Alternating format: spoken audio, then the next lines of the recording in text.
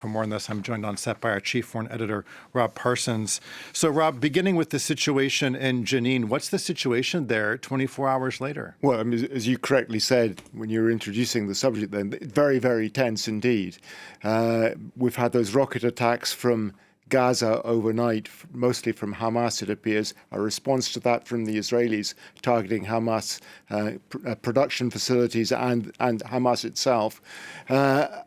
And just some hint, perhaps, at a moment of restraint, and coming from the Israeli defense minister saying he'd given the orders for the military to prepare new strikes if necessary. In other words, suggesting that perhaps there will be no additional strikes now as long as Hamas does not fire more rockets at Israel. So just a hint, perhaps, that things may just settle down a little bit. It's true, too, that Friday prayers at the Al-Aqsa Mosque in Jerusalem passed off without incident. Normally, that's a flashpoint when these sort of tensions are arising. But despite a heavy police presence there, nothing out of the ordinary happened. So perhaps there's just some possibility that things may just settle down a bit. But that said, Hamas says that Israel is going to pay the price, and Israel has made it clear that it's not going to stop its operation to go after Palestinian militants, particularly in the Jenin refugee camp, which is often targeted in the past and is likely to continue targeting in the future.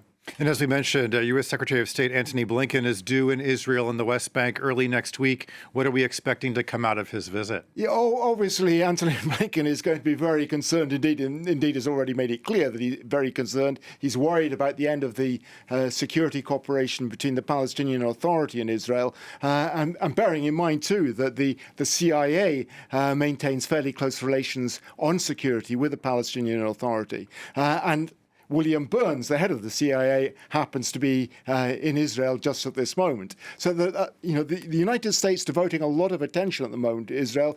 Just a few days ago, Jake Sullivan, the National Security Advisor, was also there. They're concerned for a number of reasons. It's coincidental that this is happening when Blinken's about to arrive, but they're concerned about what's going to happen next with the new government in Israel, the most right-wing in its history, led by Netanyahu again. But it's already made clear that it's going to get tough on a number of things like settlements, and there was more settlements, that it's going to loosen the rules of engagement for the Israeli armed forces, and it's going to change the constitution regarding the judiciary to make it easier for the government to put pressure on judges. All these things are giving concern to the United States at the moment. And for this to blow up just at the moment when Blinken is going to Israel, clearly very worrying for the United States. Issue of timing there. Okay, Chief Foreign Editor Rob Parsons. Rob, thanks as always.